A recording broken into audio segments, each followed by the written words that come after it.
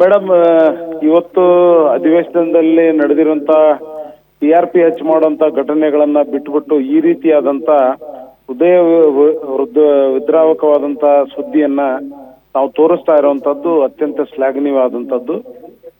ಇವತ್ತು ನಾವು ಯೋಚನೆ ಮಾಡಬೇಕು, ಇವತ್ತು ನಾವು ಎಲ್ಲಿ ಯಾವ ಕಡೆ ಹೋಗ್ತಾ ಇದೀವಿ ಅಂತ.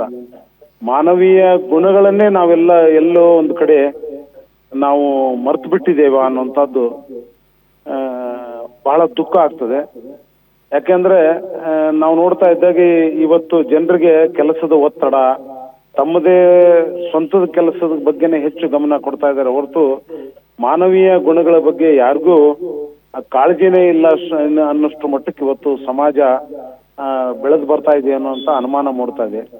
ಇದಕ್ಕೆ ನಾವು ಪರಿಹಾರ ಕಂಡುಕೊಳ್ಬೇಕಂದ್ರೆ ನಮ್ಮ ಮಕ್ಕಳು ಶಾಲೆಯಲ್ಲಿರುವಾಗಲೇ ಈ ರೀತಿಯಾದಂತ ಮಾನವೀಯ ಗುಣಗಳನ್ನ ಕಲಿಸ್ಬೇಕಾದಂತ ಅಗತ್ಯತೆ ಇದೆ ಅಂತ ನನ್ಗೆ ಅನಿಸ್ತಾ ಇದೆ. ನಿಜಕ್ಕೂ ಬಹಳ ಮನಸ್ಸಿಗೆ ನೋವಾಗುವಂತ ಸಂಗತಿ. ಒಬ್ಬ ಮನುಷ್ಯನ ಪ್ರಾಣ ಹೋಗ್ತಾ ಇದ್ರು ಸಹ ನಾವು ಸ್ಪಂದಿಸಲ್ಲ ಅಂದ್ರೆ ನಾವು ಮನುಷ್ಯರ ಅಂತ ಒಂದ್ಸಲ ನಮ್ಮನ್ನ ನಾವು ಪ್ರಶ್ನೆ ಮಾಡ್ಕೊಳ್ಳೋಂತ ಕಾಲ ಅಂತ ನಾನು ಅನ್ಕೊಳ್ತೀನಿ madam. Thank you very much Kalyan Kumar ಅವರು ಇಷ್ಟೊತ್ತು ಗ್ಯಾರಂಟಿ ನ್ಯೂಸ್ ಜೊತೆ ಮಾತಾಡಿದ್ದಕ್ಕಾಗಿ. ಈಗ ಬೆಂಗಳೂರಿಂದ ಮಹದೇವನ್ ಅವರು ಕರೆ ಮಾಡಿದ್ದಾರೆ. ನಮಸ್ಕಾರ ಮಹದೇವ್ ಅವರೇ. ಮೇಡಮ್ ಅವ್ರೆ ನಮಸ್ಕಾರ. ಹೇಳಿ ಸರ್. ನಮ್ಗೆ ಬಹಳ ಖುಷಿ ಆಯ್ತು ನಿಮ್ ಲೈನ್ ಸಿಕ್ತು. ಹ್ಮ್ ಹಿರೇಗೌಡ ಮೇಡಮ್ ಅವರೇ, ನಿಮ್ಗೆ ನಾನು ಕಂಗ್ರಾಚುಲೇಷನ್ ಹೇಳ್ತೀನಿ. ನಿಮ್ದು ಹೊಸ ಟಿವಿ ಬಹಳ ಚೆನ್ನಾಗಿ ಓಡ್ತಾ ಇದೆ, ಚೆನ್ನಾಗಿ ನಡೀತಾ ಇದೆ. ಕರ್ನಾಟಕ ಜನತೆ ಬಹಳ ಪ್ರೀತಿಯಿಂದ ಸ್ವೀಕರಿಸಿದ್ದಾರೆ.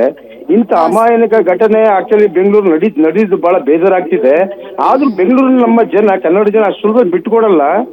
ಆದ್ರೂ ಇದು ಯಾಕೆ ಈ ತರ ಆಯ್ತು ಅನ್ನೋ ಸ್ವಲ್ಪ ಮನಸ್ಸಿಗೆ ಬಹಳ ಬೇಜಾರಾಗ್ತದೆ ಮೇಡಮ್ ಅವರೇ.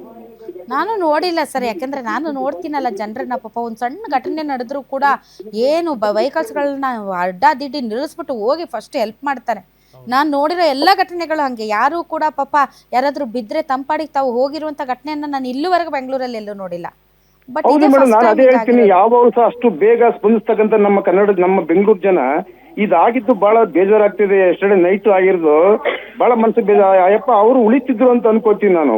ಫಸ್ಟ್ ಏಡ್ ಕೊಟ್ಟೆಟ್ಗೆ ಅವ್ರು ಆಂಬುಲೆನ್ಸ್ ಮಾಡ್ಬೇಕೈತಿ ಮೇಡಮ್. ಯಾವುದೇ ಒಂದು ನೋಡಿ, ಆಸ್ಪತ್ರೆಯಲ್ಲಿ ಪಾಪ ಹಾರ್ಟ್ ಅಟ್ಯಾಕ್ ಆಗಿದೆ ಅಂತ ಹೇಳ್ಬಿಟ್ಟು ಜಯದೇವಾಗ ಹೋಗಿ ಅಂತ ಕಳಿಸ್ತಾರೆ ಅಂತಂದ್ರೆ ಅವ್ರಿಗೊಂದು ಬದ್ಧತೆ ಬೇಡವಾ? ಇದು ಡಾಕ್ಟರ್ ವೃತ್ತಿ ಅಂದ್ರೆ ಅದೊಂದು ಸೇವೆ ಅಲ್ವಾ ಸರ್?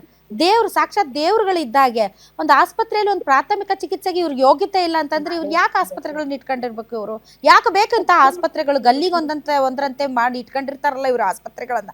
ಎದಕ್ಕೆ ಬೇಕು? ಒಂದು ಪ್ರಾಥಮಿಕ ಚಿಕಿತ್ಸೆಯನ್ನ ಕೊಟ್ಟು ಅವರಿಗೆ ಕರ್ಕೊಂಡು ಹೋಗೋದಕ್ಕೆ ಒಂದು ಆಂಬ್ಯುಲೆನ್ಸ್ ವ್ಯವಸ್ಥೆ ಮಾಡುವಷ್ಟು ಅವರಿಗೆ ಗತಿ ಇಲ್ಲ ಅಂತಂದ್ರೆ ಯಾಕೆ ಆಸ್ಪತ್ರೆಗಳನ್ನ ಮಾಡ್ಬೇಕು ಹೇಳಿ? ಸುಮ್ಮನೆ ತುಂಬಾ ಚೆನ್ನಾಗಿ ಹೇಳಿದ್ರಿ ಮೇಡಮ್ ಅವ್ರು. ಯಾಕೆ ಅಂತಂದ್ರೆ ಒಂದ್ ನಿಮಿಷ, ಯಾಕೆ ಅಂತ ಹೇಳಿದ್ರೆ ಯಾವ್ದು MBBS ಆಗಿರೋದಿಲ್ಲ, ಅವರು ಡಾಕ್ಟರ್ ಅಂತ ಹೇಳ್ಬಿಟ್ಟು ಕ್ಲಿನಿಕ್ ಇಟ್ಕೊಂಡಿರ್ತಾರೆ. ಕೆಲವು ಗೌರ್ಮೆಂಟ್ ಡಾಕ್ಟರ್ ಸಹ ಕ್ಲಿನಿಕ್ ಇಟ್ಕೊಂಡಿರ್ತಾರೆ. ಆಯ್ತಾ, ಅವರು ಲಕ್ಷಾಂತರ ರೂಪಾಯಿ ಸಂಬಳ ತಗೊಳ್ತಾ ಇರ್ತಾರೆ ಗೌರ್ಮೆಂಟ್ ಅಲ್ಲಿ. ಅವರು ಸಹ ಇದ್ ಮಾಡೋದಿಲ್ಲ ಅಂತ ಯಾವ್ದು ಸರ್ಕಾರ ಇದ್ ತಗೊಳ್ಳೋದಿಲ್ಲ.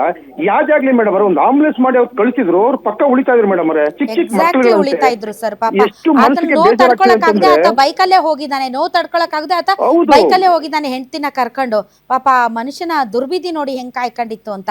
Thank you very much sir. ತಾವು ಇಷ್ಟೊತ್ತು ಗ್ಯಾರಂಟಿ ನ್ಯೂಸ್ ಜೊತೆ ಮಾತಾಡಿದ್ರಿ. Thanks a lot.